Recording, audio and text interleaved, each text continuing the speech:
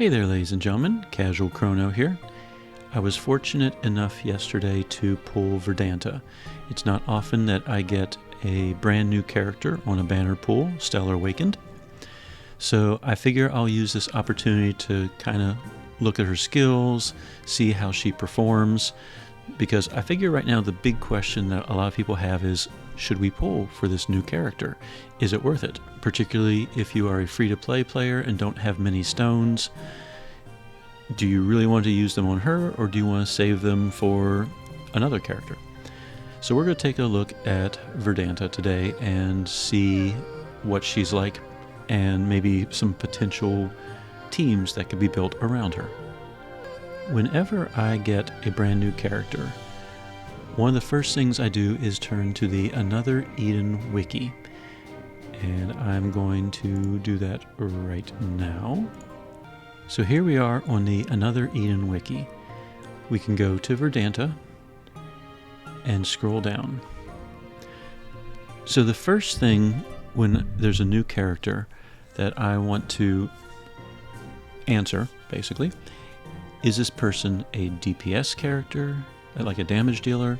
Is this person a healer, a support character, a debuffer, a tank? What is their role? The easiest way I can decide what their role is, when I scroll down, I look at the multipliers. If I see very large multipliers, 2400, 4200, 9000, that's starting to hint right there that this character is probably a damage dealer. If I check the Stellar Awakened and go to the Enhanced, 12,600 modifier. So then I look at the skills themselves. Are they support in nature? Are they buffing? Are they debuffing?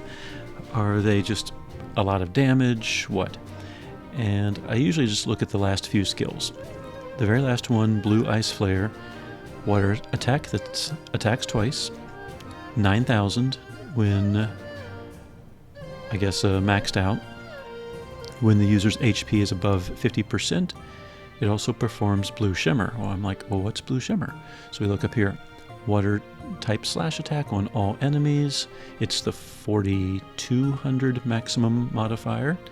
If the enemy is weak to water, I attack, it doesn't cost any mana, and it counts as a separate move, so it fills up the AF gauge. So the very last attack attacks twice, and under certain conditions can attack one more time, all with high modifiers. So this is pretty much solidifying that this person is a DPS character. Then I look at General's Blaze. Power and sword damage 100%, water type damage 50%. She gives herself overcritical. She gives herself singular focus, which improves her physical damage based on her MP, not HP. You want your MP to be at 1563 to totally max it out. Overcritical means, if you're not familiar with it, normally, like, if you have 100% critical rating, you always crit all the time. So there's really no reason to have like 110% or 150% or 200% critical. Overcritical characters that have that, it does matter what their critical rating is, because if they go above 100%, there's a chance to do double damage, and that's double critical damage. The higher you get, the more likely that happens. And if you actually get to 1100% critical rate, which I'm not an expert on the game, but I'm pretty sure there's no way to reach that currently, even with buffs and everything else. But it's basically saying if you reach 1100 critical rate, it's guaranteed to always double critical damage. So if you have a character that has overcritical, you'll see orange numbers when they trigger. And then if you use General's Blaze in the first 3 turns of battle, weakness multiplier improves for 5 turns. So I could wait all the way till turn number 3 if I had to, cast General's Blaze, and then all the way through turn number 8, I would have a weakness multiplier, which basically means she does even more damage when the enemy is weak.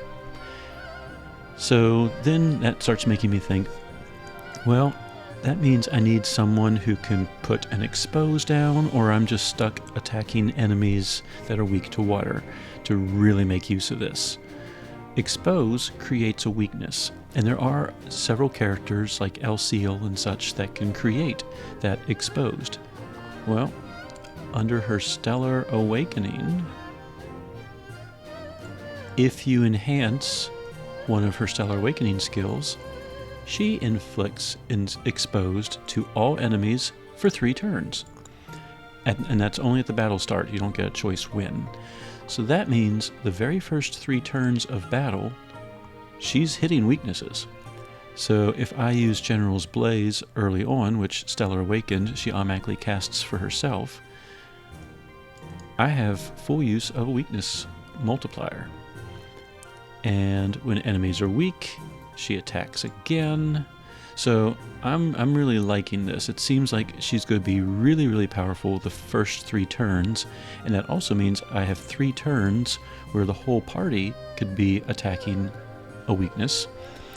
It also means I have 3 turns to get El Seal or other characters that can do an exposed to build up whatever they might need to create that exposed. So it sounds like she's going to be really powerful right off the bat. Other skills, she is able to improve the max HP of everyone by 30%, the max MP by 15%. She can create HP and MP regen, which is nice. Not all MP regen, while it's not super rare anymore, it's still not super common either. But remember, singular focus relies on max MP. She has a way to buff her max MP.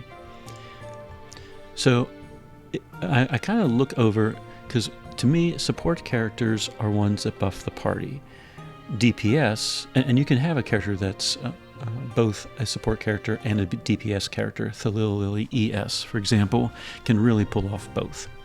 So I look at these buffs.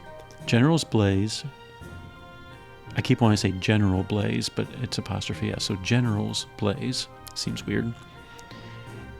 It buffs the user. Galvanize does buff the party. Not a huge amount, but a decent bit. Marching Order, type attack improves 3 times and grants preemptive for 3 turns.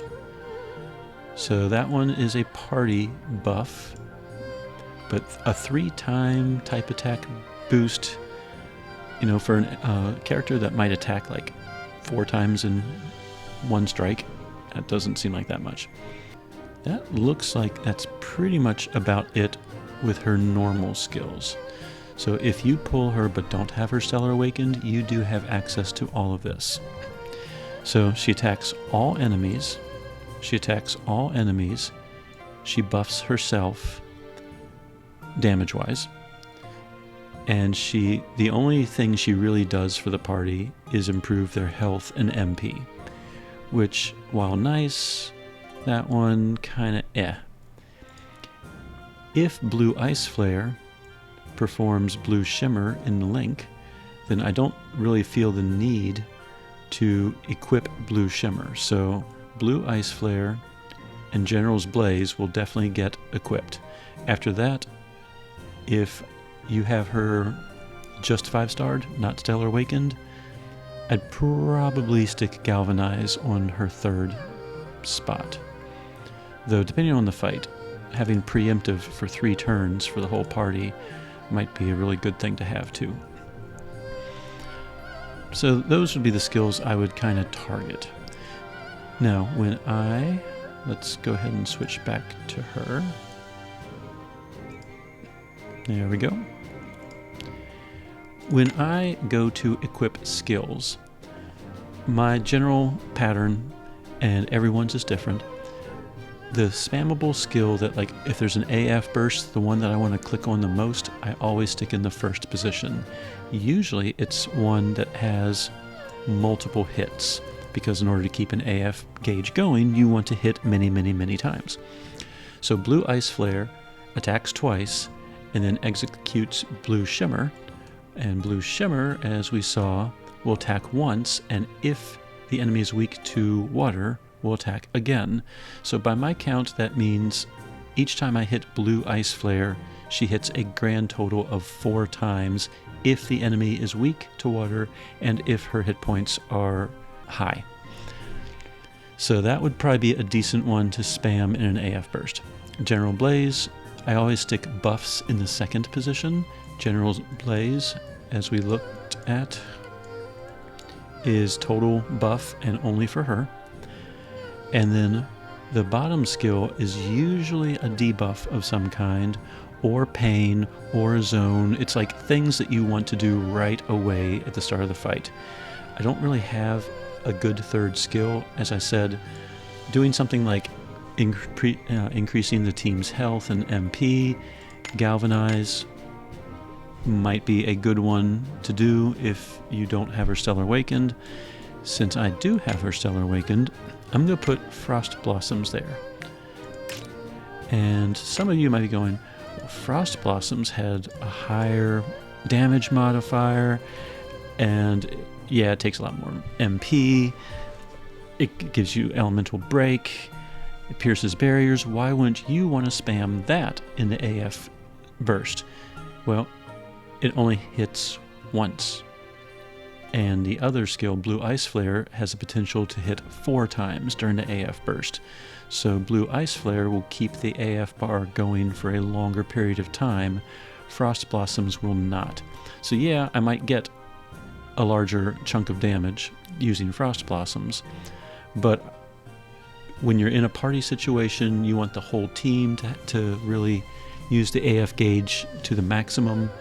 So it does say that it will hit 3 times in a stellar burst, however, but you aren't bursting during an AF burst. Well, technically you can, but it doesn't count towards the AF gauge. So I'm just going to stick that in the third position, but if I find that the damage is really, really, really overpowering, then, you know, I would not be opposed to swapping those two. So we're going to go with these as our skills. My Verdanta is level 81, only 16 light. Once I pull a character, I stop pulling, save my stones. And we are here in normal Nagsham. I say normal since there is a parallel Nagsham.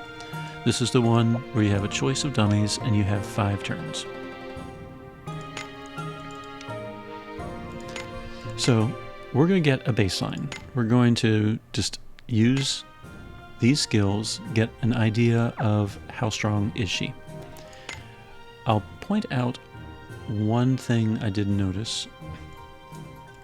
And let's see. Yes. Sprinting Raid. It's preemptive. It attacks all enemies. It's a guaranteed critical. If you use it in the first 3 turns, the strength is increased a lot and it consumes 0 MP. If you get this character and you equip Sprinting Raid, you probably can go ahead and farm trash mobs very easily. In fact, let's just go ahead and try that first. We're going to challenge 4 dummies.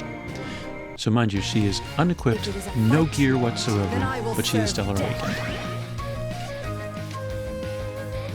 Because she is Stellar Awakened, this little magnifying glass thing appears there.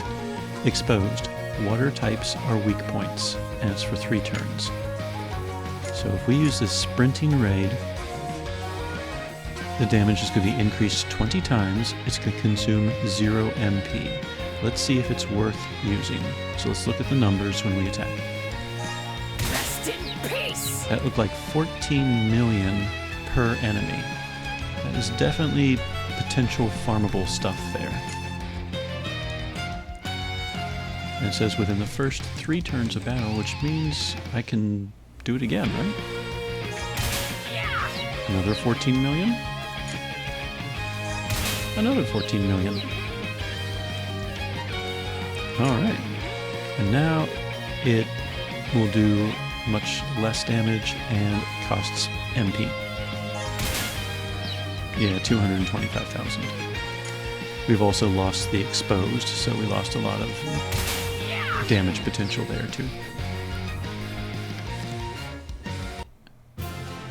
We really shouldn't care about that total amount of damage. It was 4 enemies.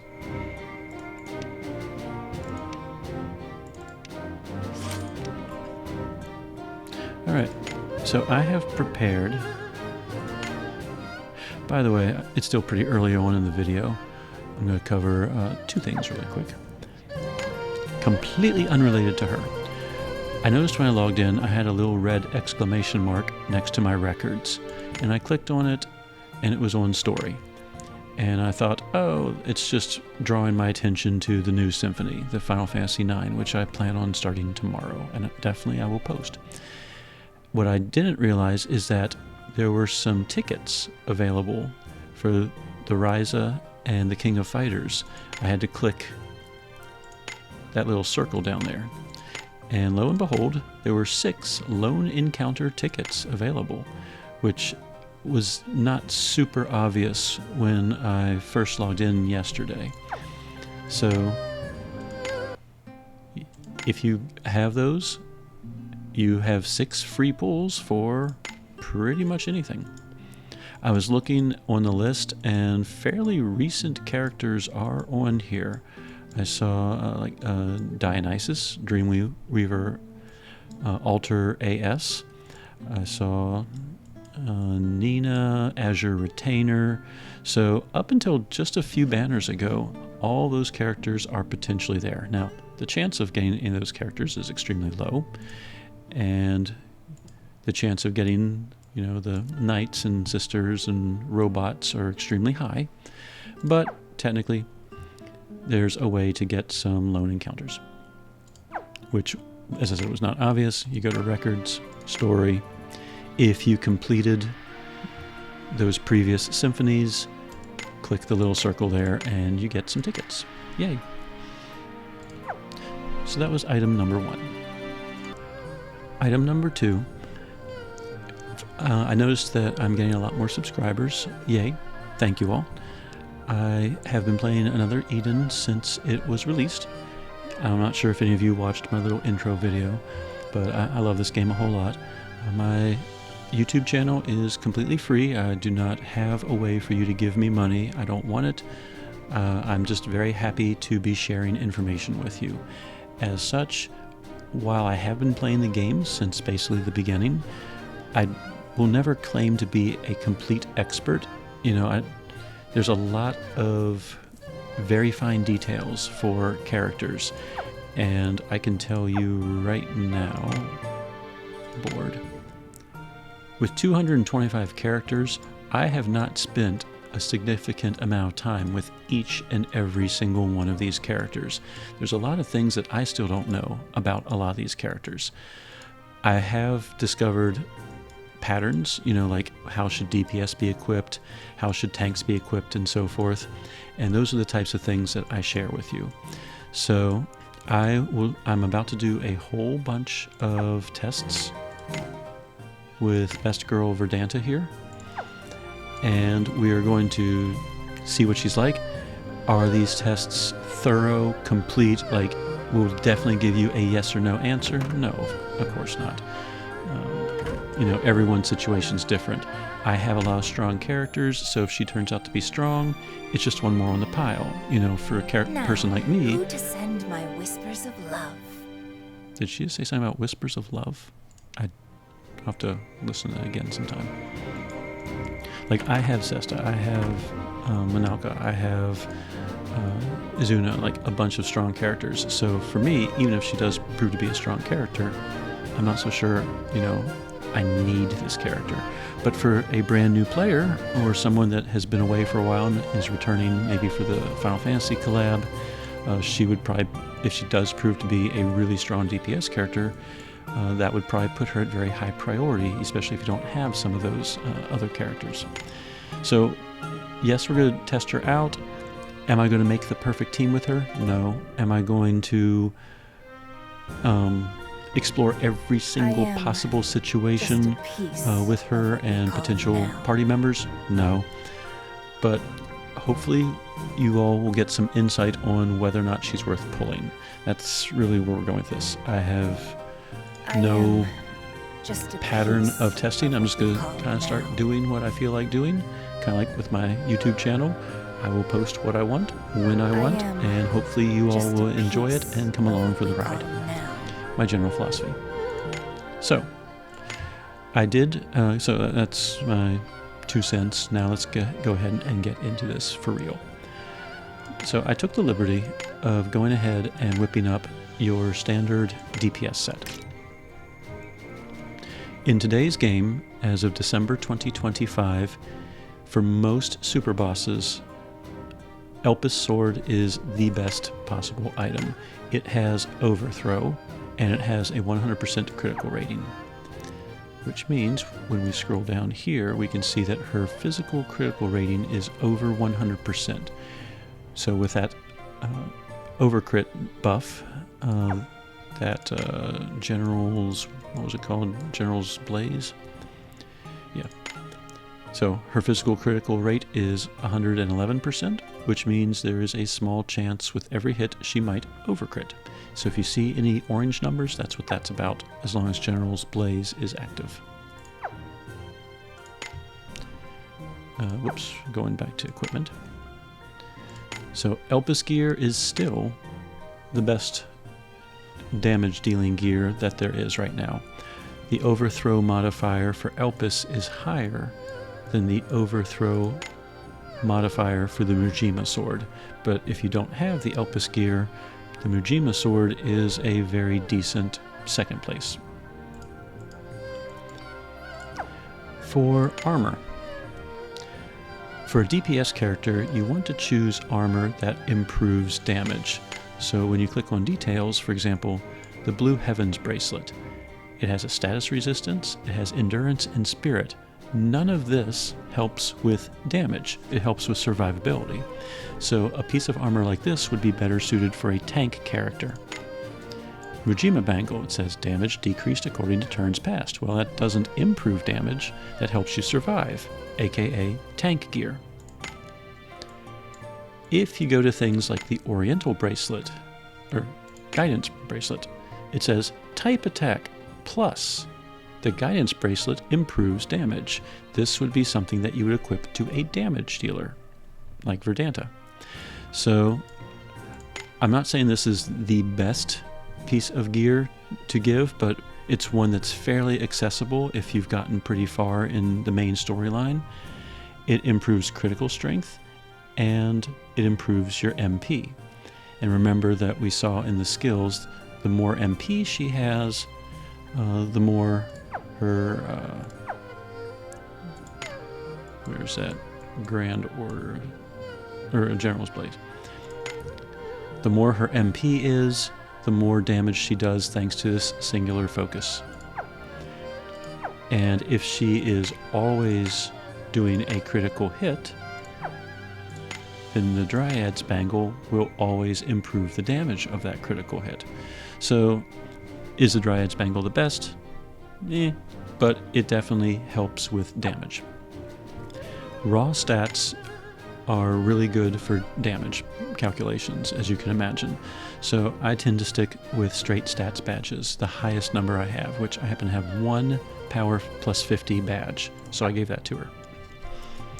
And then for Grasta, pretty much the standard is a Pain Grasta, and in the third one, it could be a Pain Grasta, or it could be like a weak point strike. In her case, since she creates an exposed automatically for the first 3 turns of the fight, and then if I pair her with someone like El Seal, who can create an exposed later in the fight, the weak point strike badge, to me, seems like a pretty good idea. It increases weak point damage by 50%. The other 2, the Power of Pains, one has Bullseye, which means damage is improved by 50% outside of another force. And Power of Agony with the Rose with Thorns. It's the MP consumption. It increases all damage by 15%, but it also saps away more of your MP. Typically, in a group setting, you have a character that can restore the MP, like a counterattack, or you have a sidekick that restores MP, or you usually have some type of source. So MP is not as problematic as it used to be 4 and 5 years ago. Still can be, but... So this is just a generic template, so to speak, for a DPS user. If you're not as far along, instead of an Elpis sword, for a long time I would stick with the Void weapons. The Void sword also has a critical rate of 100%, and it improves type attack. And I do not have her special Grasta yet. So, let's check this sprinting raid with this gear. Now obviously we don't have pain on the enemies, so these 2 Grasta really aren't going to be kicking in. This is, the damage improvement you'll see is basically because of Dryad's Bangle, Power Badge, and Weak Point Strike. We were seeing, what, 14 million per hit before? I will show you how we fight in the north. Alright, there's the exposed. We have sprinting raid. Alright, geared. Was that 139 million per hit? I think it was. Oh yeah, she could be a great farmer. Alright, now this is the last turn. You see it's fading in and out now. That's just pretty. That is awesome. Okay, so that was 140 times 3, 140, 280, 380, 420. So we just did over 400 million damage in 3 turns. Okay, so let's just... That was about 100 million per hit with Frost Blossoms. And a sprinting raid, not in the first 3 turns of battle, but with a water break. So that orange, and it did 2 to 5 million. So she just did a tremendous amount of damage all by herself. So what this tells me, and remember, 2 of those Grasta didn't help at all. In fact, if you wanted to farm with her, you could pair her up with another character that has an automatic pain, I almost said disbursement, that's not quite the right word. When they're in the front line, pain is automatically applied. Characters like Suzette, Stellar Awakened, can do that. Not that you would pair her with Suzette, because Suzette's Wind and Pierce. Jill Funny, I think, is a water user that has that. One of the water users does. Might be more than one. As I said, I'm not intimately familiar with all of them. But yeah, you could pair her up with someone who has that type of an ability, and then those would kick in. Or, if we want to go super old school, let's see. Power of Rapids. Just 2 fully awakened Power of Rapids. Rapids? Do I have a second one? I have a current. Might just go with a current. Here's Power of Rapid Sword. Yeah, let's just go with a current. Alright, current is 30%. And let's just do 2 currents. Because current is, once you access Grasta, it's somewhat common. Another 30%. Alright. So 30%, 30%, weak point strike, same gear. We saw, how much mana do I have? Not much. Okay. Well, we're just seeing the numbers. Alright, 4 dummies. If it is a fight you want, then I will serve. So last time it was about 140 million per dummy, per hit. With the 2 current Grastas, it is.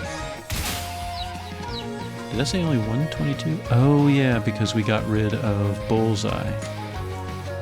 Yep, I wasn't thinking about that. Alright, if you had a current with a Bullseye and another current. Okay, yeah. Chances are we would be breaking 150 million. Okay, let's just go ahead and finish this up. So yeah, if you are relatively new to Grasta, like you've cleared the chapters and are finally starting to access it, and you don't have Power of Pains quite yet, the Power of Waters, the Power of Currents might be a good substitute just to boost up a little bit of damage until you do get the Pains. Alright. Equipment, and let's just remove everything. Alright. We are going to run to the inn, restore our MP.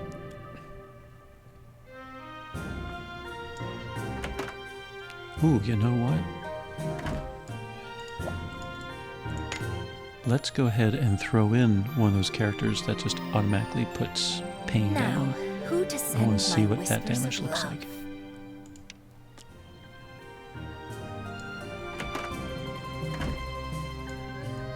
Alright, we run back. By the way, if there's anything you want me to test with her that I don't get to in this video, because I'll just have these random thoughts like, ooh, let's go ahead and give her Suzette in the party and just see what happens. Suzette, there you are. Summon So forth if there's the something that I can do darkness. and you're curious about it, post in the comments below. Ask questions. I have no problem with that. I have a whole Q&A section on my YouTube channel that if you post a question, say, hey, can you try this? If I can, I will. I'll record it and I will answer your question. I'm not saying I'll do it the very next day either. I do play on my own time. All right. For those unfamiliar, some characters like Suzette have abilities. Is it here? Yes. At battle start, she inflicts poison and pain on all enemies for 3 turns. And different characters, some might be like the first turn only, some might be 5 turns. Some may ignore resistance, some may not. If it says ignore target resistance, that means it is guaranteed 100% to land poison and pain. If it doesn't say ignores target resistance, that means it's only a chance. So basically, Suzette, just by standing there and looking pretty, the enemies will have pain. So let's see what happens when we throw in the pain modifiers.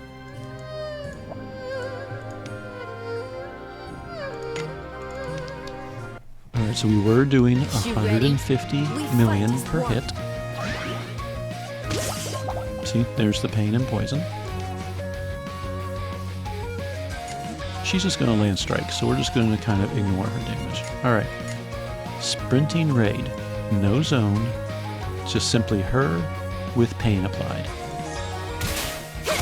233 million per enemy. Round 2. That one had 474. That was an overcrit. Final turn. That is crazy insane.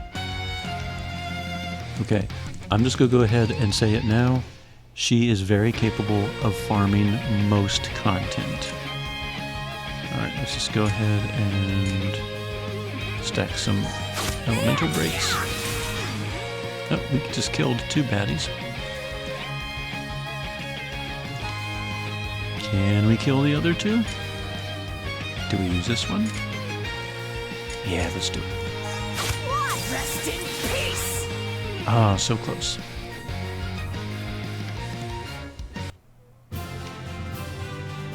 That is crazy. Okay. So we're going to leave Nagsham for a second, and I'm going to show you a practical example of that. So let's restore our mana. My go-to place, by the way, Space-Time Rift.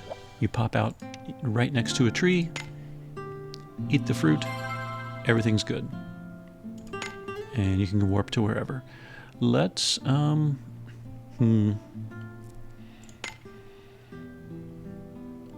go to the first Hollow world. Let's go to Lightspark Hollow. Now, obviously, the enemy has to be weak to, or has to not be immune to water. All right, let's just.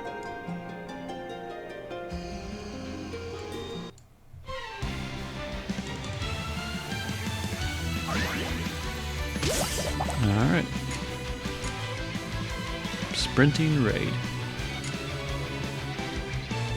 And both enemies are weak thanks to the expose. And she's just going to stand there and look pretty. Rest in peace! There you go. 500,000 per enemy. Alright. There's a planar shift. Shall we dare? Yes. Oh yes, we're going to do this.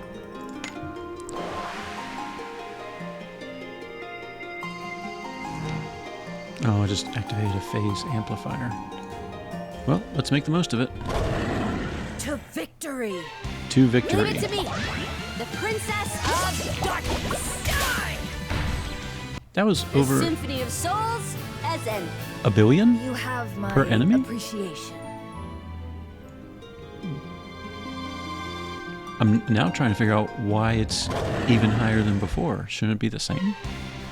She doesn't have adversity.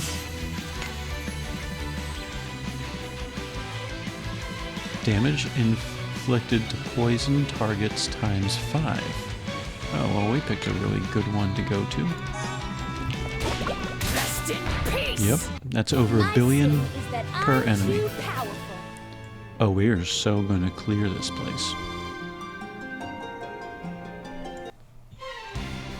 You ready? We fight as one. And sprinting raid is preemptive.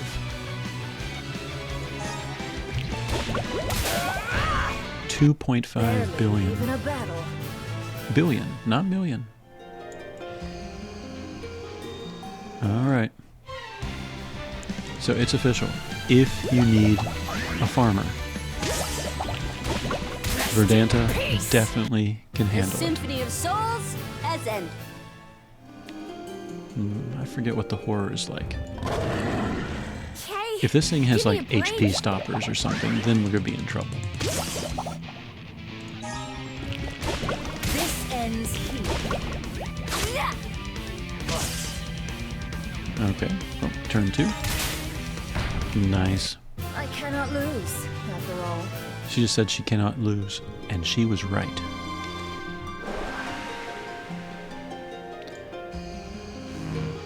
Oh yay, I didn't waste it. Okay, so Verdanta, geared as your standard DPS style, is smacking a billion per enemy with relative ease, though technically that billion was aided a little bit by the environmental effect.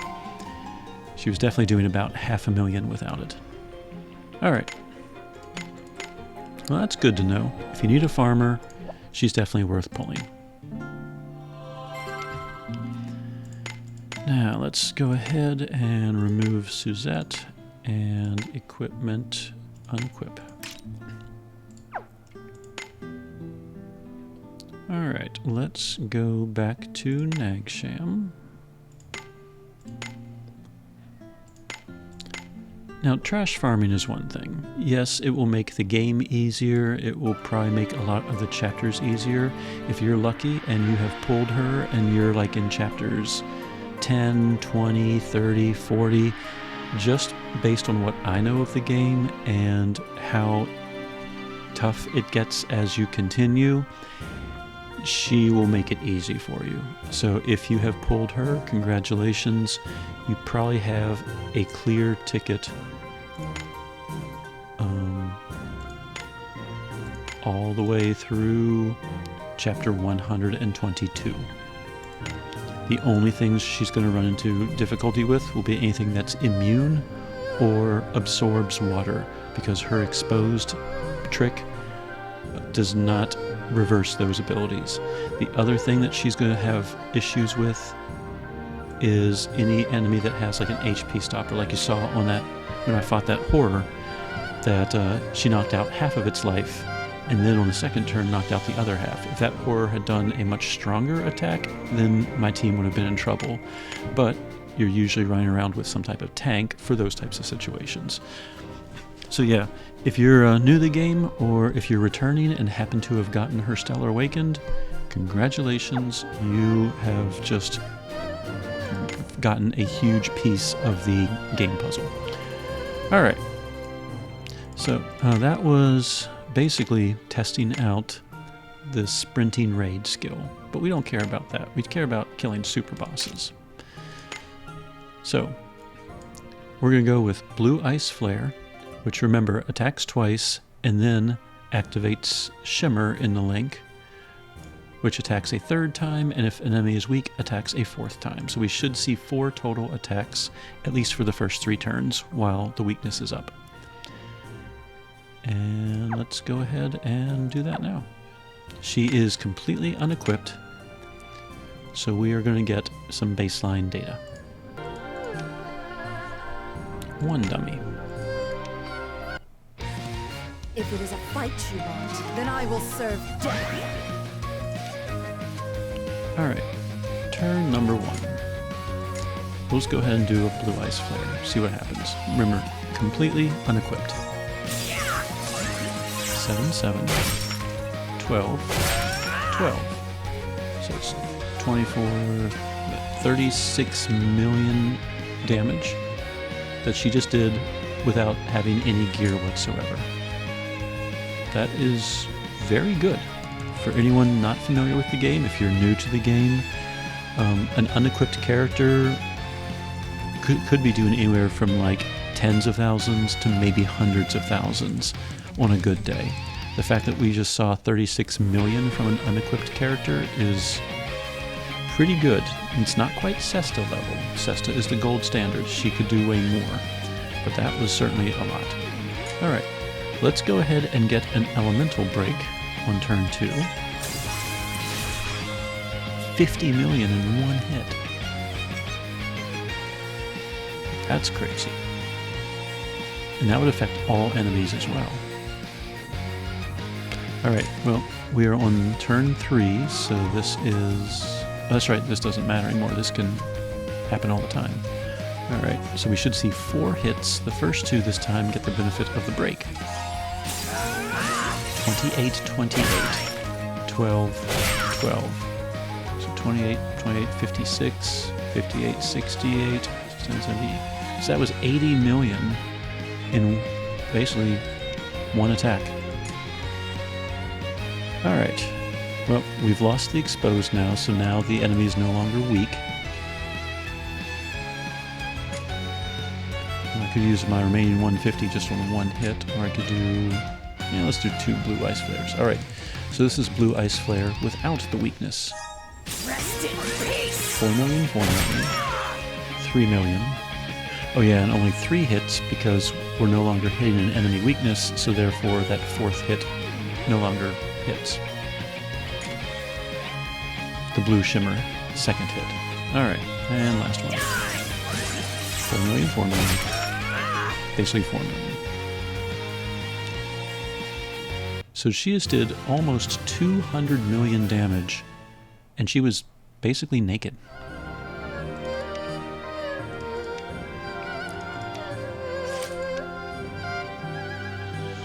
That was awesome. Alright, well, let's do the same trick as before. We're going to add a character that can have automatic pain. I don't know why I just closed that. And let's go ahead and actually gear her this time.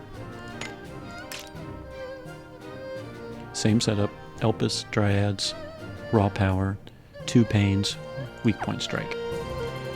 And she's out of mana, so we need to restore that.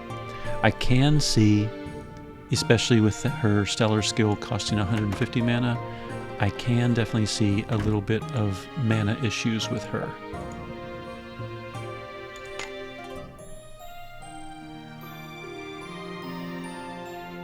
Now, who to send my whispers of love? Now, who to send my whispers of love? That's what she said while sleeping at the inn. That, I guess we're going to have to do the character quests and find out the story behind that. Alright. So, next test, we have Verdanta geared this time with Pains, Weak Point Strike, and everything. And we have someone to provide pain.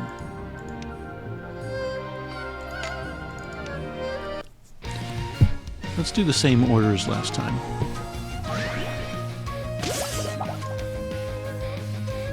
Turn 1, blue ice flare.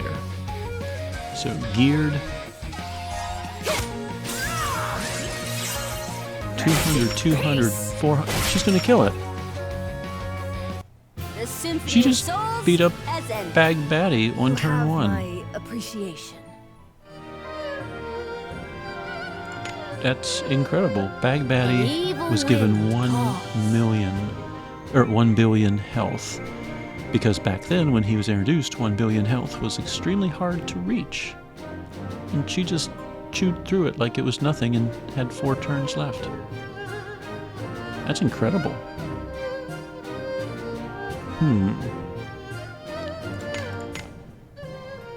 Okay then. I wonder. Let's, hold on. Okay. So now I'm thinking about the new Nagsham test dummy. But I don't want any of Suzette's damage to affect things. What would be innocent? That's a small attack. Okay, we'll just do that one. Oh, I gotta remember to give that back. Alright, for those of you that have done the side story, Sin and Steel, if you go to the world map, to the eastern continent, there is parallel time layer. And this is basically the map for the Sin and Steel story. On chapter 4, I believe, you can go to New Nagsham. And New Nagsham has a test dummy as well.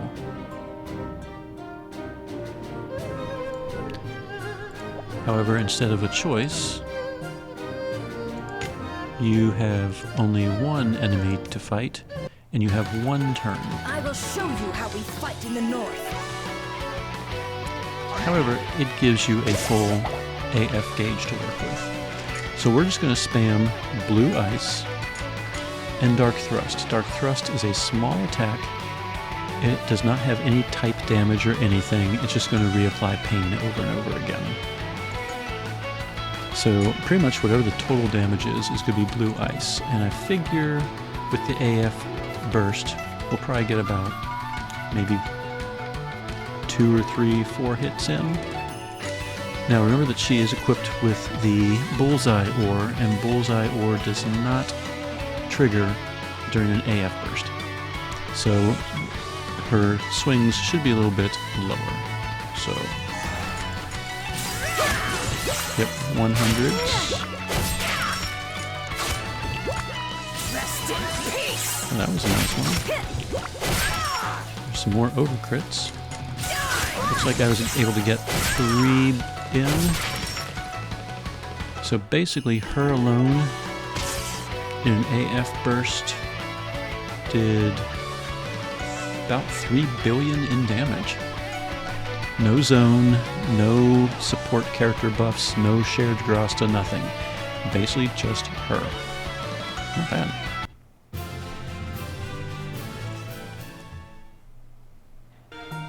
Alright, so we can very definitely say that she is a DPS character. Oh, before we remove her, let me put back Dragon Assault. Okay. So that brings up the question, how do we build a team around her? And for that, we are going to switch over back to the Another Eden wiki. Alright, so we know that she is a slash user and a water user. She herself cannot put pain, so we need someone with pain if we're going to make use of the pain Grasta. And she does not deploy a water zone or a slash zone, so we need some type of zone setter.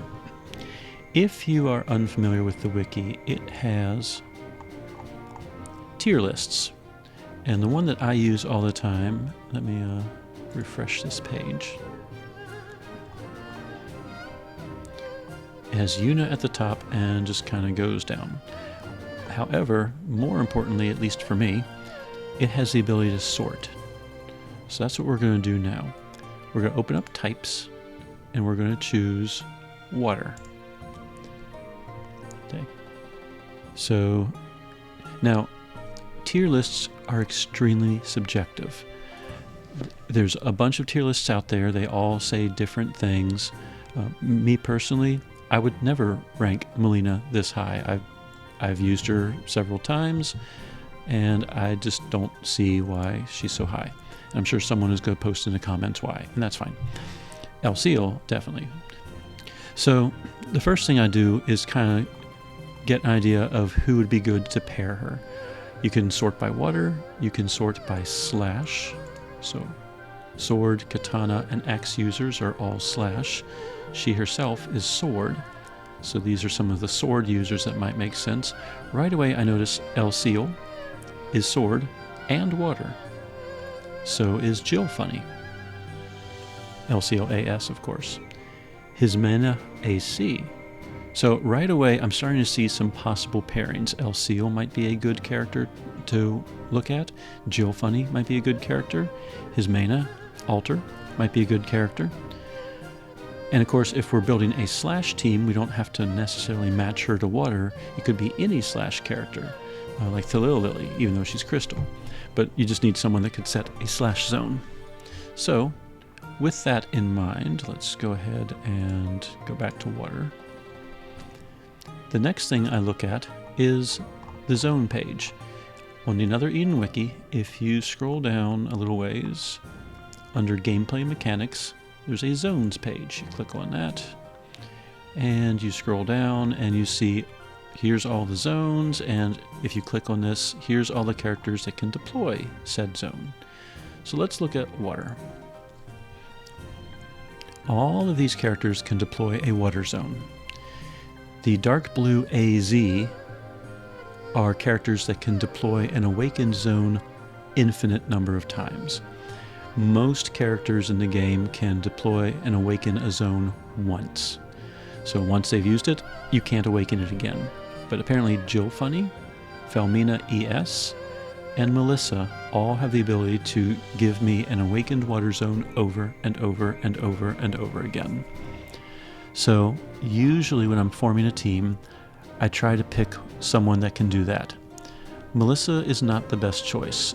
If you're unfamiliar with Melissa, she's actually a wind crystal character. It just so happens her stellar skill... Is it her stellar skill? I thought it was. Yes. Hornet Hail, at the end of turn, it deploys an awakened zone that matches the highest number of element personalities. So basically, if there's 3 water users and Melissa, who's not a water user, since water is the highest number of personalities, that means at the end of using a Stellar Burst Hornet Hail, she will deploy a water stance. But since she herself is not water, none of her skills buff up water people, so she's not really the best choice. So that leaves us with Jill Funny and Felmina, if I'm to use a multiple zone awakener. Now, I have Jill Funny, and I have Felmina. Let's go ahead and water, and let's find them. There's Jill Funny, and where is Felmina? She's Axe. There she is. I have both those characters. Jill Funny's ability to deploy a sacred water stance over and over and over again depends on her being Stellar Awakened. If she is not Stellar Awakened, I do not have this skill, therefore she cannot do what I want her to do. So for me, there's no reason to include Jill Funny in the team. I was looking at her skills.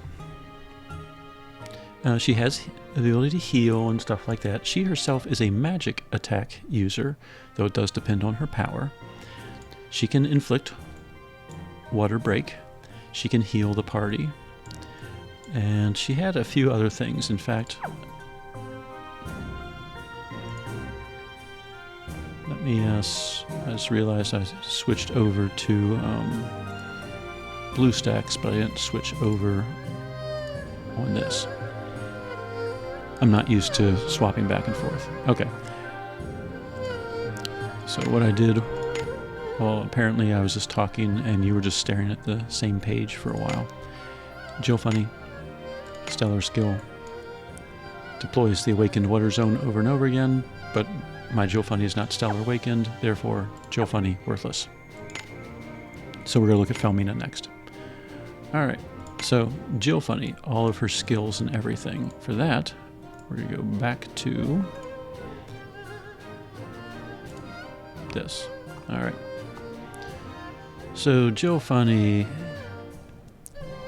so she can inflict water break at the start of the fight. Good. She gets an Astel when there's 4 water characters. I guess good.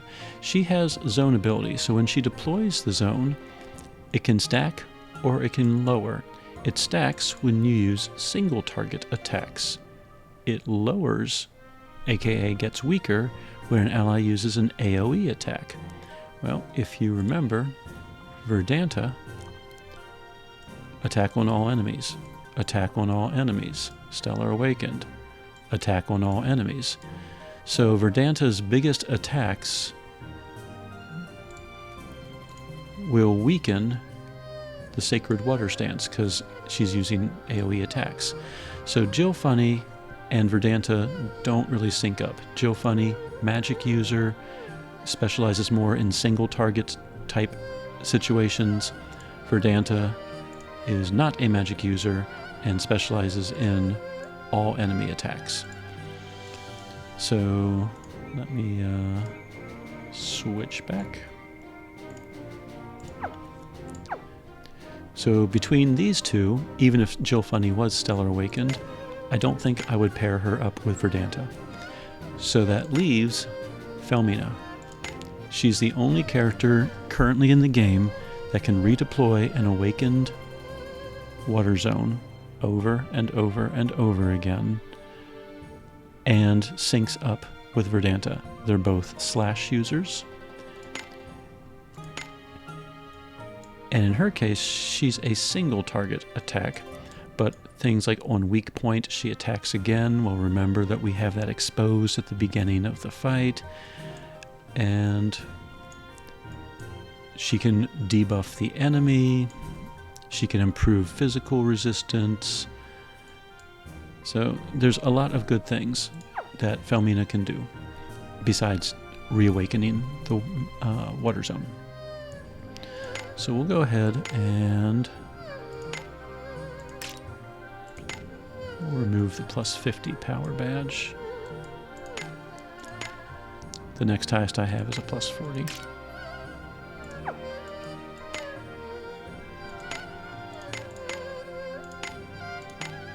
Alright, plus 50. Alright, so we're starting to form a team here. We have Water Zone Redeployer, and she's also really good on damage dealing, though pretty much all of her hits attack just once, so she's not super helpful in an AF burst.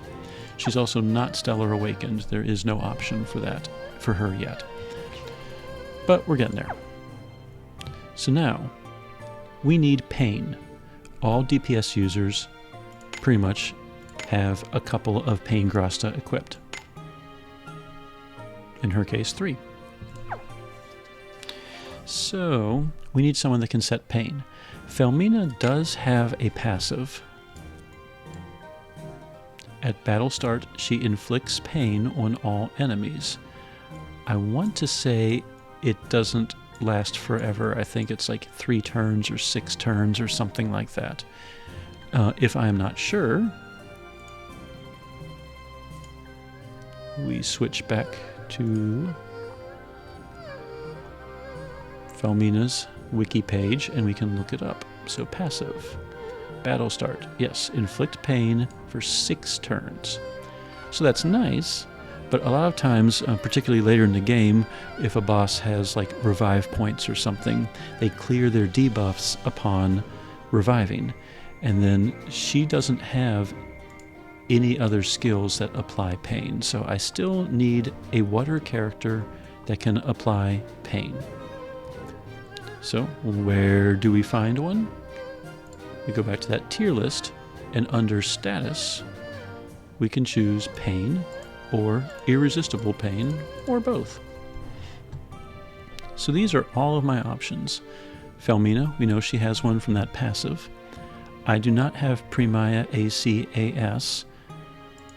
Even if I did, when I start looking at her skills, her highest damaging skill is a thunder type attack.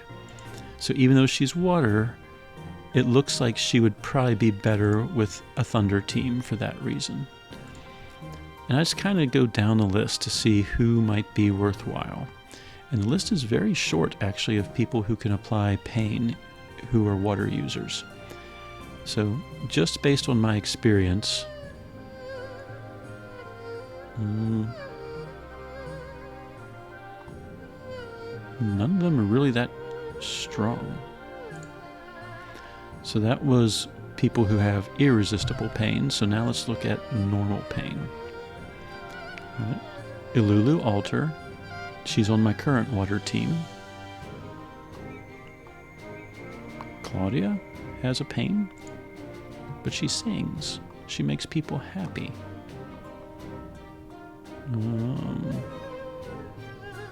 Oh, maybe she can do... Yep, she can do pain if she's equipped with that stuff. All right. I don't like relying on that too much. And once we get down, like, yes, tier lists are subjective, but in general, the people at the top are usually worth using. The people at the bottom are generally worth avoiding. So once I get to around 91, 90, once I get into the 80s, I kind of just disregard all of them. I don't see any situation, for example, where I would use Una AS unless I'm just trying to challenge myself. So of these people, the only pain person is Ilulu. I'm not quite sure how I feel about that yet, because let's switch back to BlueStacks. We have 2 slots filled. I usually want a tank, and El Seal is like the gold standard for water support. So El Seal is almost definitely going to take one of those spots. So do I want Ilulu in the 4th spot for pain, and thus basically I'd be going tankless, or do I want to find a water tank? So let's think about that for a minute. The other question is, how important is an awakened water zone? Maybe we just stick with normal water zones. And yeah, it's a damage hit, but my choices are kind of limited here. All right, well, I said I wanted El Seal. Let's just go ahead and grab her now. If you have any form of El Seal, she has 2. She has an AS style called Kamina, and she has her normal style, Mailed Sheep. She is a tremendous water support character in both forms. She has the ability to deploy a water zone at pretty much at will. Hoggle Kuze, perhaps. We'll go with Kuze. She can awaken it once, but that's it. So yeah, I could get an awakened water zone, but it'd be situational. She has Mare Ducks, improves critical damage, gives barrier piercing, cyclone immunity, activates Mare Valexium. Mare Valexium for water allies, power, intellect, and speed go up by 100%. Sword users and katana users and axe users, which we have Verdanta and Felmina, go up by 100%, because remember, times 2. So that's a huge one-click super buff.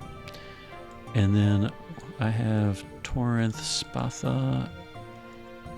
It's a 3-hitting water attack. It reduces water resistance, which, if the enemy is weak to water, I'm not sure if reducing water resistance really makes any difference at that point.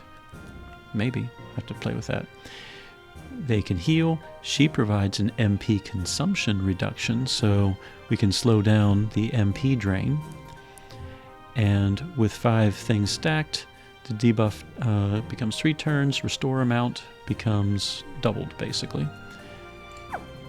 Kamina also can be Stellar Awakened. I am 1 star chart away from awakening her. Her Stellar skill is really nice too. It's preemptive, it attacks 3 times, all allies gain Lunatic, Mind's Eye, so basically she would severely buff the entire party. And increase skill hits to all water allies, so a 2-hit attack would become 3, a 3-hit attack would become 4.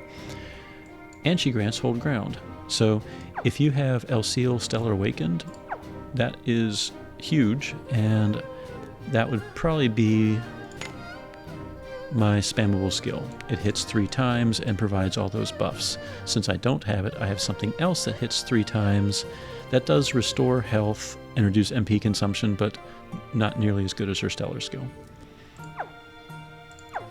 So we'll leave her in there. So we still need a reliable Pain. We have Felmina's Pain, but that's it.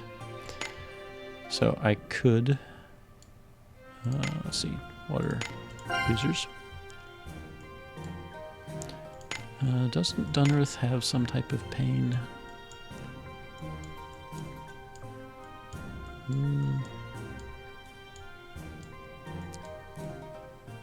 I don't see it. Alright, we're going to switch back to the wiki now. Click. Alright, it was Dunrith Alter AC. Apparently has some pain source. Inflict Rage, Poison, Sleep, Rage, Counterattack, Pain. Permanent. Attacks 3 times. Decent modifier. Alright, if I had Dreamweaver, another style, Dunrith Alter, his Perilous Note looks really appealing right now. At least given the characters that I have access to.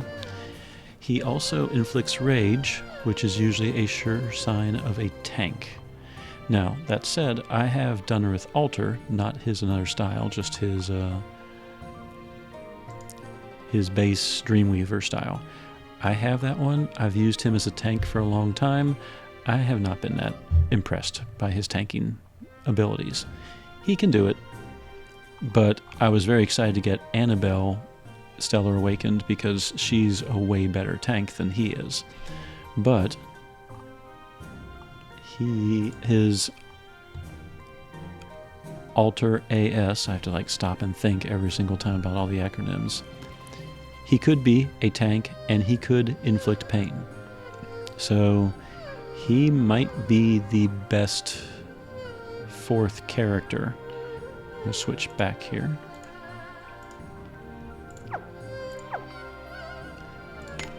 Not his base style, but his another style, which I don't have. The 4 of them could be a pretty lethal water team. Don't know. I can't quite test it since I don't have Dunrith. His AS style. I don't have that to test. I don't have Elseal's Stellar Awakened form. But if you have Felmina, Verdanta, Elseal, AS Stellar Awakened, and Dunrith Dreamweaver AS Stellar Awakened, that might be a really, really powerful water team. Don't know for sure. Can't quite test it. My thought when she was released, Let us join our the 4 of forces. them probably would make a very powerful team, except that I don't have a very solid, reliable source of pain once Felmina's battle start pain goes away. But that team could do really well. Or the other thought I had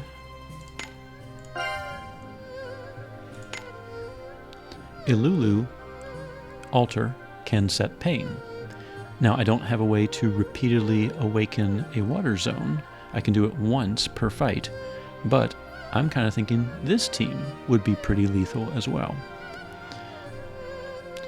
So there's some combinations maybe you all can play with. If you all have some of these characters that I don't, then maybe you can share your experiences in the comments below. So let's just try this team. Okay, so we are in New Nagsham. I don't know how long this video is going to be. I don't want to spend like a 3 or 4 hour session because I could easily do that. So what we're going to do, sound body X, we don't really need sound body X. So what we're going to do is this. We are going to form one team just to see if Verdanta really can pump out massive amounts of damage, like bonkers level massive. And we'll try that on the Nagsham test dummy. So we're going to find some support characters in a minute. We're going to find some sidekicks in a minute. But I'm not going to spend hours trying every single possible combination. What I've done, I've shown you how I use the wiki to kind of cross-reference, maybe pick a few starting characters to play with, and hopefully that will inspire you to use the wiki and research possibly some good characters to pair with Verdanta as well. So, Ilulu. She has Spirita Delecta, which inflicts pain. So there is my pain source. The other skills I have equipped for her right now: Purgatorium reduces slash resistance, which will be nice because Verdanta is a sword, aka slash user. She improves critical damage, and with 3 or more haunts, she can debuff more. And with another zone, not awakened, just regular another zone, debuff effect is enhanced even more. Okay, so she is really reducing the slash resistance to an enemy that's already weak to water. Anima Amaryllis is the other skill I have equipped, and it's just a large attack skill. With another zone, it's enhanced even further. So, just something for her to spam. It's part of her unique skills.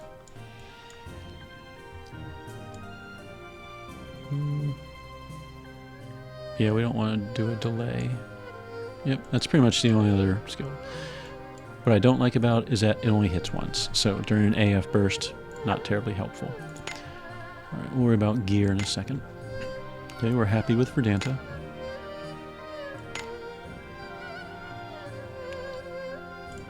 Annabelle. Stellar Awakened. She does not have very strong water attacks. So let's go ahead and stick with Dunnerith. At least he can do water attacks. Dunnerith Altar, that is. Can't believe I'm ditching Annabelle for Dunnerith. Seems so wrong. Alright, equip.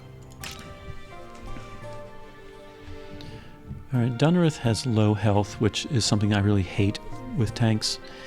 I have 3 Grasta that all try to improve his health. I have an HP 2000 badge, Purity Staff, and Lustrous Ring. Why Lustrous Ring? He has critical guard, so he needs a lot of luck. And so that's a source of luck for him.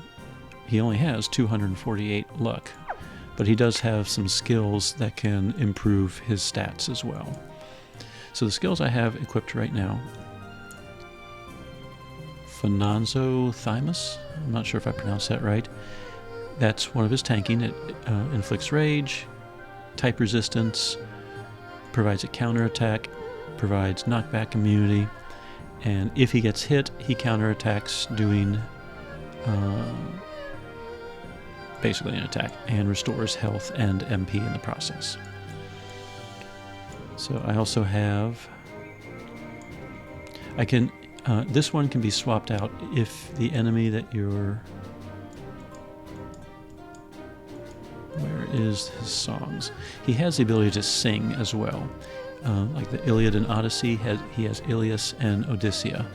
One improves allies' power and stats, and one improves allies' intellect and stats. So if he's paired with a lot of magic damage dealers, you want Ilias. If he's paired with a lot of physical damage dealers, you want Odysseia. That's pretty much the only difference between the two. But what they also do is while he's singing, his luck doubles. And so he gets 120 more luck. Problem is, he's singing, therefore not taking any action, which during AF bursts is miserable. So I don't even have that equipped. That's one reason I don't like him as a tank. His big tanking skill is something that's worthless in AF bursts. But I do have equipped this. He can provide a shield to the team at least, and as long as there's at least 2 water allies, he can improve that shield. So, all right, and then he does have a water attack somewhere. There it is. Single target, but it does reduce water resistance, and it buffs the team's water attack. And as long as there's more than 1 water ally, which he's always with water allies, it's up to 50% decrease in resistance and 50% increase in water attack. And it's something that he can spam in an AF burst, and since it's water, it keeps the AF gauge going a little longer. So that's what I have equipped for him. Gear, that's what I have equipped for him. El Seal. She is all about speed. I have the prismatic sword to speed her up a little bit. Blue heavens for defense. She also has an HP badge, which I guess I could give her the other 2001. And then she has ore that improve health, and enhance if max HP. Oh, skills for her. So it's kind of sort of up to you if you want to use her normal style or AS style. In either case, you do need a pretty reliable way to deploy water zones. So Hagel Qze will have to be one of her skills. Mayor Dux is 2 buffs in 1, so that one is equipped, so that means she needs something spammable. Torin Spatha hits 3 times, as I mentioned. I don't have her stellar skill. If I did, Gladius Imber would be the spammable skill. That would be what I would put in the top. Alright, so we have a water team that we think might do well. Now with her, well, we'll save that for later. So next, back row support. Whenever I'm trying to decide who the back row support characters are, I always look at the main damage dealer. Verdanta, ability. She is a sword user, a gourmet, spicy lover, and water. And I haven't done her character quests yet. Sometimes a character quest will add an extra personality trait. So there might be one more on the way, but I don't know. Just check your abilities and see what her personalities are. So, gourmet and spicy lover. I go to the filter, gourmet, spicy lover. These are all the characters in the game that have at least one of those personality traits. Let's see who is a water user. 3. Dunrith is 1. We're using him. And Sophia is 1.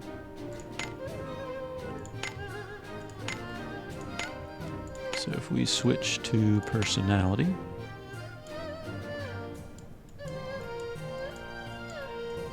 apparently whatever personality she has, either I don't have the Grasta or there is no Grasta. She is a gourmet. Okay, so when you see this, I once again will turn to the wiki. So let's switch over to Verdanta. Here are her personalities. We're going to click on gourmet. I can see who all the gourmets are in the game. But you see this little icon here? There's a Grasta for Spicy Lover, there's a Grasta for Water, there's Grasta for Swords, there's no icon next to Gourmet. So pairing her up with other gourmets is not going to do anything. So the only thing we really need to care about is Spicy Lover. Since Gourmet doesn't have a shareable Grasta, we no longer care about the gourmets. What we are going to look at, we want Spicy Lovers.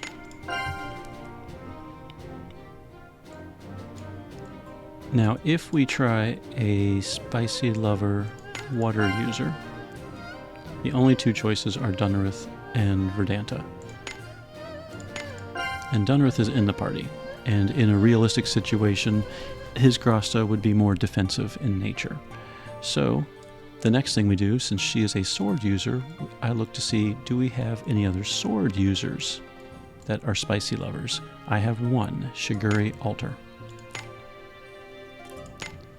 So he is a Spicy Lover, and because he is a sword user, I can give him other sword-related Grasta, like Enhance of Max HP Sword, Power of Rapids Sword, improves water-type attacks for all party members that use swords, aka Verdanta. So now we have this second position. I could look for any other water sword users. They don't have to be Spicy Lovers.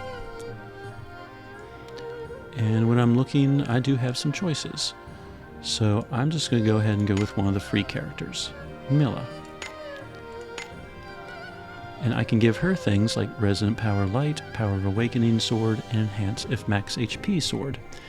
Resonant Power Light. The damage is improved per light ally in the front and the back row, up for a max of 30%. Milla is light. Verdanta is light. Elseal is light. We have 3 light characters. So when we equip this Grasta, and thank you to someone who had corrected me in one of my previous videos, I was thinking that Resonant Power Light was only boosting light characters' power, and he mentioned that the description technically says the damage is increased per light ally, but the damage is improving everyone's damage, supposedly. So if he's right, we have 3 light characters, 3/4 of 30 is like 23-ish%, so this Grasta is improving everyone's damage by around 23%. Power of Awakening Sword, if we're in an awakened zone, all sword users gain extra damage. And we will start off in an awakened zone. So Ilulu was holding a bunch of Axe Grasta because she was trying to improve Felmina's damage. Since Felmina is no longer in the party, I can give her things like Power of Offense Water and Resonant Power Shadow. Same as Light, it's doing about 23-ish% boost in damage because we have 3 Shadow users. And Elseal is holding Sound Body Sword, which at a glance is defensive. It gives extra health, it gives extra MP. Well, remember, MP. Magic power. General's Blaze applies singular focus. And the more MP the character has, the more damage they do. So an extra 50 MP is technically improving her damage a little bit thanks to the singular focus buff. Sidekicks. There are a bunch of sidekicks that could be helpful in various ways. Kuwamaru, as long as you have someone who has 300 speed or above, all slash resistance is reduced. And Verdanta is a slash user. So all we need is someone with 300 speed or more. Closest we have is Elseal at 292. But wait. Several characters have skills that buff speed. In her case, Mare Dux activates Mare Velexum. Mare Velexum improves speed by 50%, technically 100% for water allies, for all characters. So 100% buff for a speed of 292 will definitely put her over 300. And she's not the only one that buffs speed. So Kuwamaru, pretty safe sidekick in this situation to reduce slash resistance. Moke, if you have him, after the first character does weak point damage, everyone's critical damage is going to go up by 30%. So that's nice. Other potential characters, let's go with that one. Jillia, upon the first weak point damage, critical rate goes up by 100%, which, with the overcritical that Verdanta has, could result in more overcrits. And Limmel, we're not deploying a slash zone.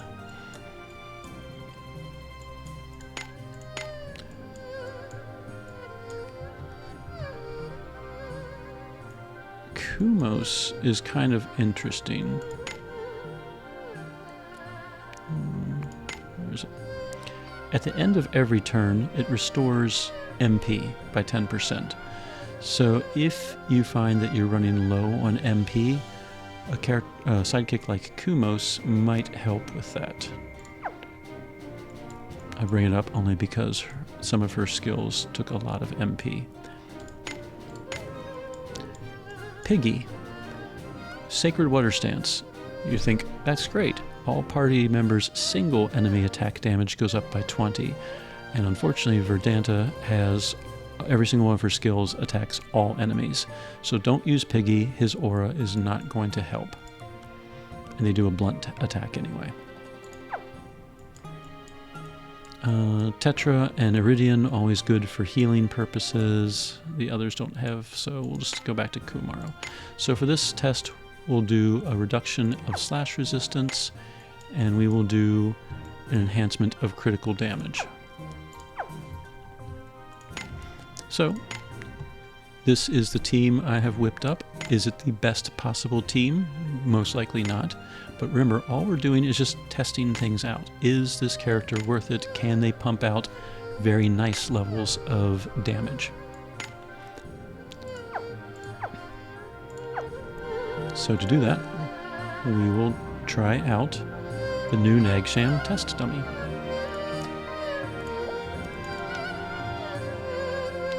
Now my current record is a ridiculously high 500 billion in damage. So I'm used to high numbers. So I will try to give you my honest opinion on whether or not this character is going to be worth it. Remember, I just whipped up this team. I don't know if this is even really the best possible combination. So we have an Awakened Water Zone. The very first turn, the very first character is going to inflict pain, hopefully. It's not 100% guarantee. And just to make it easier on us, we'll do 3. We don't need Frost Blossoms yet, so we'll do 1. We don't need type resistance or deploying a water zone because we have one, so we'll do a 1. And we don't need counterattacks or rage or anything, so we'll do a 1. So on the first turn, we'll do 3, 1, 1, 1. And then we're going to do all 2s, reduce slash resistance, buff her up, buff up everyone. Technically, he doesn't need to do a 2, but given the speed, it's possible that if I try to work in his first skill, I might accidentally click someone else's and miss like one. So we're going to keep it nice and simple. We're going to do all 2s, even though his, I don't know if I can even pronounce that, Intherency? Whatever that is. That is not going to help in this situation. Then after we've done 3, 1, 1, 1, 2, 2, 2, 2, then we're just going to spam the first skill. And once we fill up the Stellar Burst gauge, I'll take a look at the combo rate, I'll look at how much time we have left in the burst. I might use it immediately, I might do 1 or 2 more rounds trying to build up the combo rate, and then burst. So we're going to see what happens there. So 3, This is me mentally preparing for this.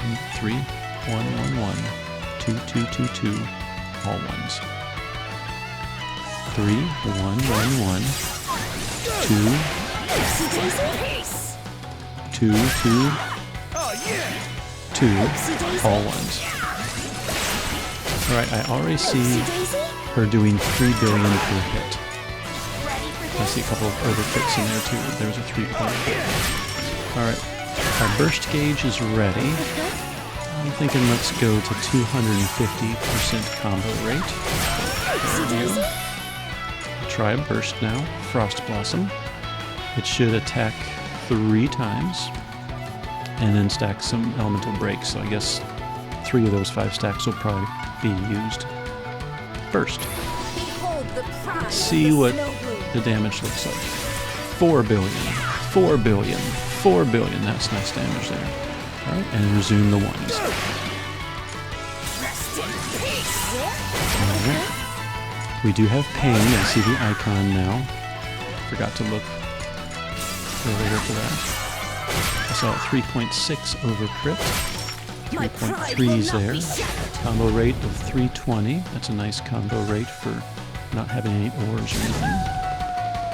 Alright, Lulu has an end of turn attack. So a grand total of 92 billion, almost 100 billion in damage. I'm going to tell you now, that's a good number. My older team with Felmina ES as the main damage dealer did not come close to that. Not even close. That is an excellent score.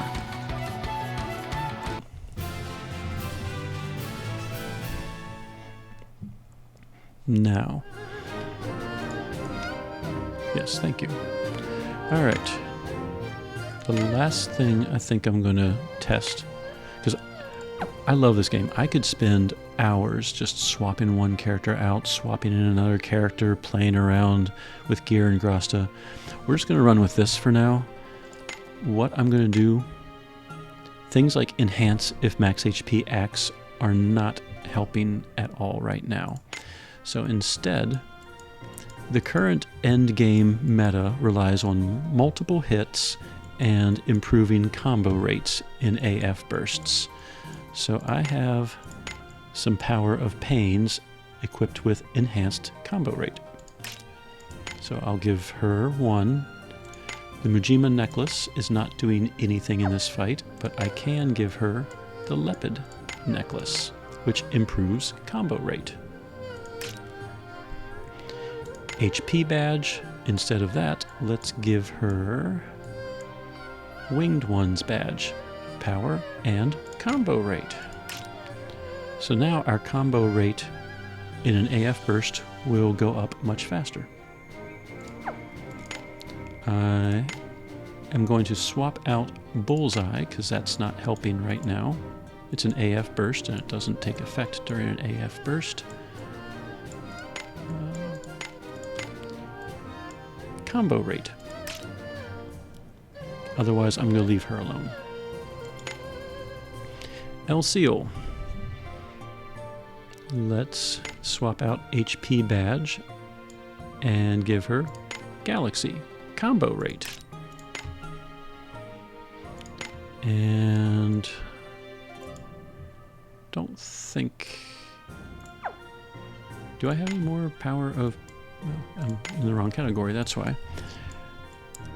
What I tried to do, any Power of Pain that wasn't tied to a weapon, I tried, to put on the enhanced combo rate ore. That way they're kind of interchangeable. If I have a strong DPS that's an axe user, or if a strong DPS that's a magic user, or whoever, this Power of Pain can be equipped to all of them. So I have combo rate. What was... Leopard. Leopard? There it is, way down there. Combo rate. That stays.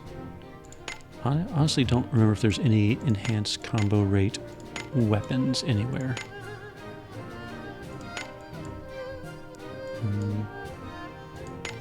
I'm not going to bother. If there is, just pretend like it's there. Alright, and let's see. Leopard ring.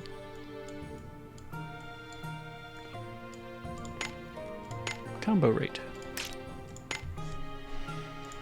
Do I have any other badges that improve combo rate? Besides, of course, the combo rate badge, which, look at this scroll bar. I have no idea where that is.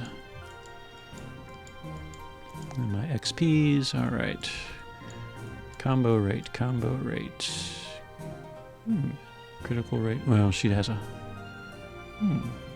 No, I think power is still better than that. It's been a while since I actually looked at these badges.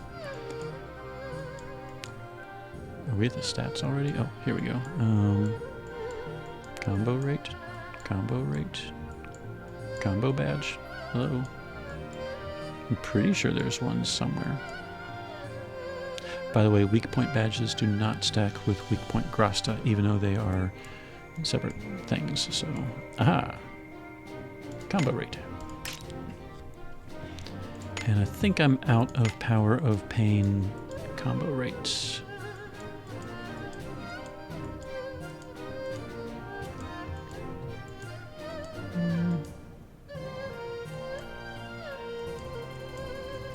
Yeah, I'm not seeing any more.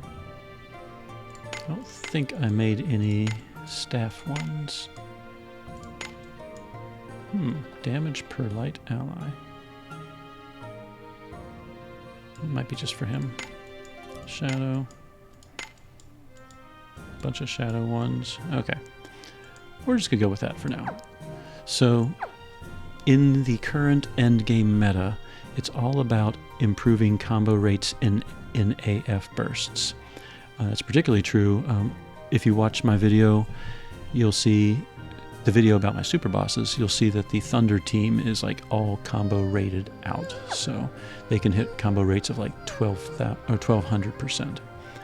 All right, I think that covers everything. We're gonna stick with the same sidekicks, so we're gonna see what kind of damage or how much the damage changes when we just swap out for combo rates and basically kind of go all out attack. And I'm not even going all out. I could swap Dunarith's other, like his Grasta out for like Pain Grastas and stuff like that. I could even give him like the Elpis Rod and stuff like that if I wanted to, but he's not a huge damage dealer. Prismatic Sword. And Ilulu, we can give her the Elpis Axe that Felmina normally uses. Alright, as I said, we could go completely all out, but I'm sure this video is long enough. So let's just see how a combo rate heavy team does. We're going to do the exact same pattern. We do 3 ones, all 2s, all 1s. We will burst sometime after 250%. So, mentally preparing. 3, 1, 1, 1, 2, 2, 2, 2, and then all ones. 3, 1, 1, 1, 2, 2, 2, 2, all ones. I think I have one extra 2 in there, but that's okay. Alright, the combo rate is already approaching 250. I can burst whenever. So let's just go a little bit longer this time. The last battle's combo rate was 320. We've already passed that.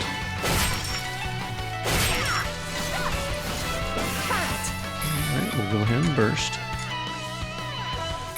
Behold the pride of the snow bloom. 3, 9, 3, 9, 3, 9. Last time was 4 billion, right? Rest in peace. My pride. This time combo rate was 429%. Let's see if the damage was any higher. I'd like to think so, but felt like maybe I didn't go quite as fast. 78 billion. Yeah, it's lower. We'll try that one more time.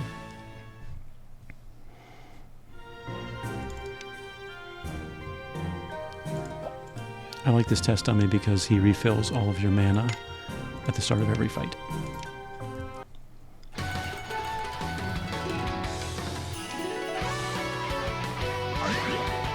Alright, 3, 1, 1, 1, 2, 2, 2, 2, and then all ones. I do think I ended up doing an extra 2 in there. I definitely want to hit.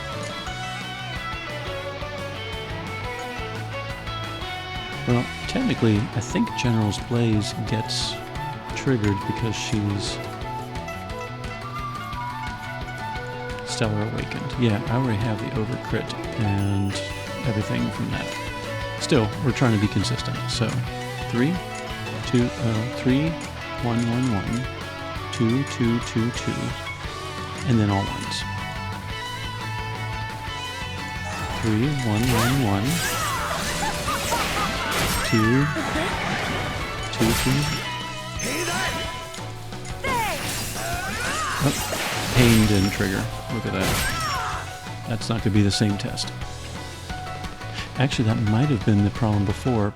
Pain isn't 100% from a Lulu, so if she applied pain later in the fight... No, I only hit her 3 skill once. So we had to have had pain the entire time.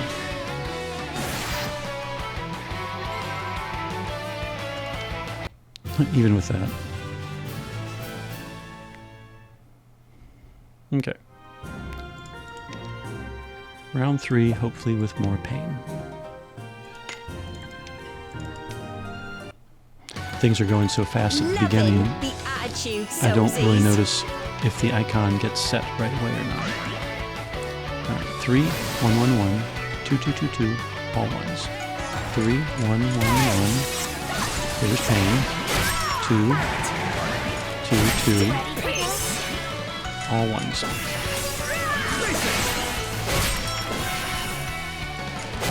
Alright, we're already doing 3 billions per hit.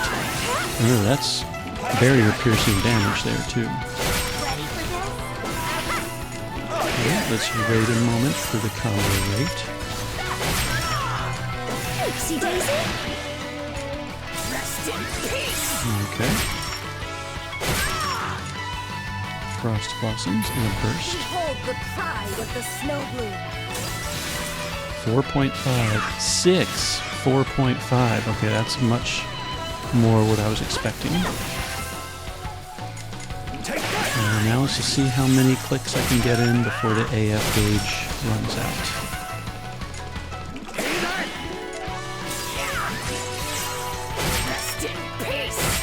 Alright. Still feels like I could have gone a little bit longer, but let's take a look at this one.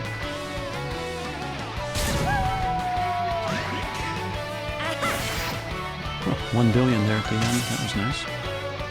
Come on. Check that out, ladies and gentlemen. Over 100 billion in damage. Nice. Very nice. You get an achievement if you get 100 billion. I think they give you a whopping 10 stones. Let's stop there for today. Okay. Huh.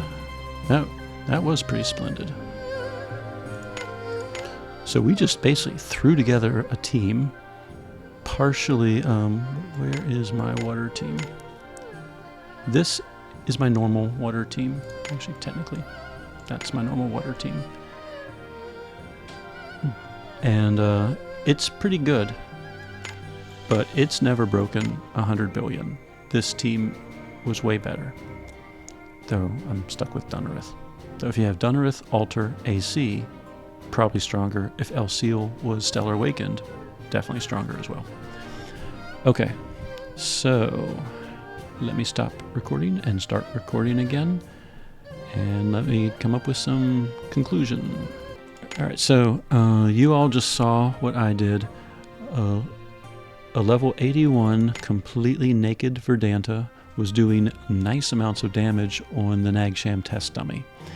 When geared, with your standard power of pains and all of that, she was doing even nicer damage. And I kind of whipped up someone that can apply pain, someone that can provide buffs, some type of tank, and then for Grasta holders, Spicy Lover has a shared Grasta, and the rest can focus on sword and water type Grasta. So Shiguri Alter happens to be a Spicy Lover. That's a sword user, so he can equip some of the sword Grastas. And Milla, free character, is a sword user, but technically any sword user. You could get one of the robots or sisters or someone if you need to, and they can hold these types of Grasta. Now, for a new player, some of these Grasta are hard to get.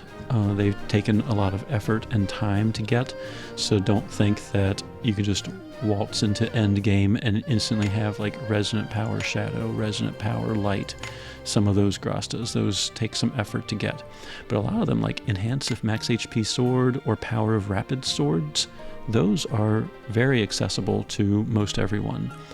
So the power of Rapids, like the power of insert elemental type here, insert weapon type there, you can get that just by running the present Garulia Another Dungeon over and over again. When you are in the space-time rift and you are choosing where to go, you go to present Garulia and run present Garulia Continent over and over and over again. That is a great source for a lot of those elemental type shareable Grasta. So anyway, I don't know why I just clicked on map. Or bored. Oh, I must be tired. It's been a little while. Party. Alright, ladies and gentlemen, so you saw Verdanta basically be the primary damage source for a 100 billion plus attempt on Big Bag Baddie. And this is not an optimized team by any stretch. I really don't know if this is any of these characters except maybe El Seal would be good with Verdanta. I can tell you right now, El Seal Stellar Awakened would make this team stronger. And Dunnerith Alter AC, I think, would probably be a better person because the AC user can apply Pain and Tank, which would free you up, and you would not have to use Ilulu. You could use a different water user for this position. I'm not sure offhand who would be better, but as I said, I'm not going to sit around and try every single possible combination in this video. I don't even have the means to do that. So, but bottom line, Verdanta. She is a natural barrier piercer with her stellar skill. And as you saw, even though it costs a lot of MP, it did massive amounts of damage, particularly during Stellar Burst. We saw a 6 billion hit overcrit on that last fight. That's... Sesta has not broken... Well, technically, if you add both of her Twin Blade Wolves at the end together, she would hit 6 billion. But individually, I've only seen her at 3 something. And... remember, she can be a farmer too. First 3 turns of battle consumes 0 MP, and it was a strong attack. If she is Stellar Awakened, she is definitely hitting weaknesses, and yeah. So, Verdanta, apparently she's going to be a great farmer. She won't be quite as strong as Sesta, but let's be real, there aren't any characters as strong as Sesta. That's why Sesta is Besta. But Verdanta is coming fairly close, all in all, when you start thinking about it. And then she has multi-hits, and with a good team, obviously I can hit 100 billion on the Big Bag Baddie. So I think she is definitely worth throwing a few extra stones at. In conclusion, if you have Sesta and a strong wind team, I don't know if pulling her is really a huge improvement. Obviously, if an enemy is immune to wind attacks, then having a backup plan is definitely desirable. But Sesta is still queen. But Verdanta is coming fairly close and has a lot of good traits, good abilities to use. She, just like Sesta, can run around and use a 0 MP skill to knock off hundreds of millions of damage per enemy. So she can definitely farm. She might not be able to farm master difficulty, higher end planar shifts. I didn't test that, obviously, and Cesta can. But pretty much most everything up until that point, I can pretty much confidently say she can. I mean, we watched her as she farmed one of the hollow planar shifts. So she can farm. She can pull off billions upon billions of barrier-piercing damage on enemies. I'm not sold, obviously, on this particular team, and I'm sure people will come up with better teams as time goes on.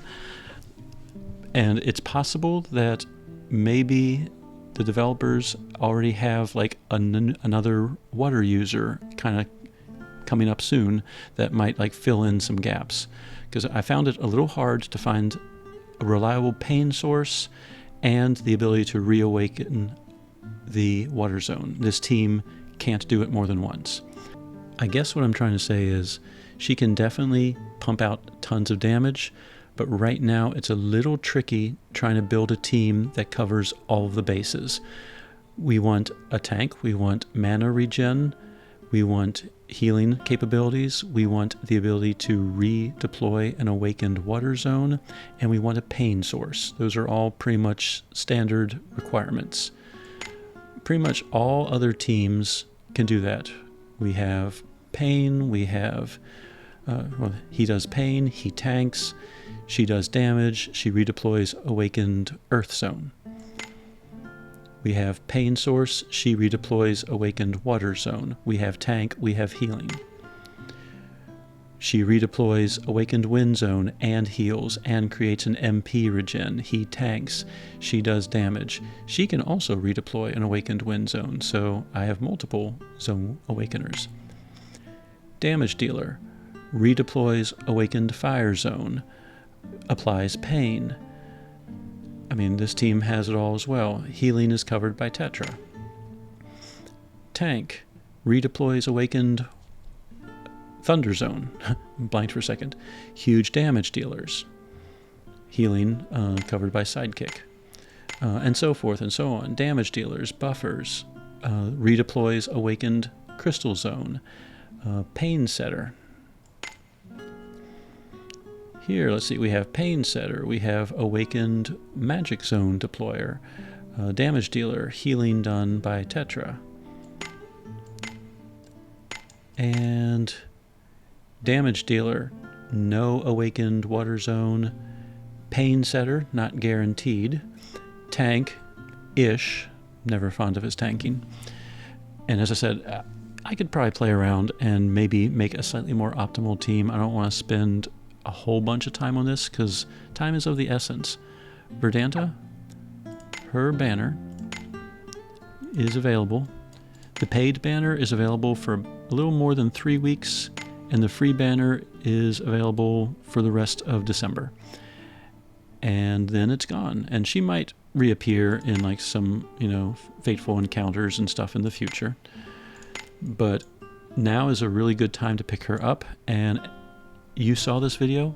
I'm not going to tell you, yes, pull. I'm not going to say, no, save your stones. You've seen for yourself now her capabilities. So what I'm hoping this video has done is given you some insight, like, is this a character I really need? Are you struggling with farming planar shifts? She can probably help. Are you struggling on super bosses? She can help. If you're fine on both of those, do you need her? No. Do you want her for waifu purposes? Go for it. I mean, everyone plays this game differently, but I think she's definitely at least worth a few pulls if you don't have her. I think definitely she is a huge upgrade to water teams. And I guess that's pretty much all I'm going to say about that. So, obviously I pulled, but then I tried to collect all the characters. I'm just a collector. So I was lucky and happened to get her this time around, breaking my bad streak. But I think she's worth it. Overall, if you have some extra stones, and remember with the new crossover content, we get some reward stones for that. If you don't just spend all of your stones on random encounters and stuff, you can save them back up fairly quickly in this game.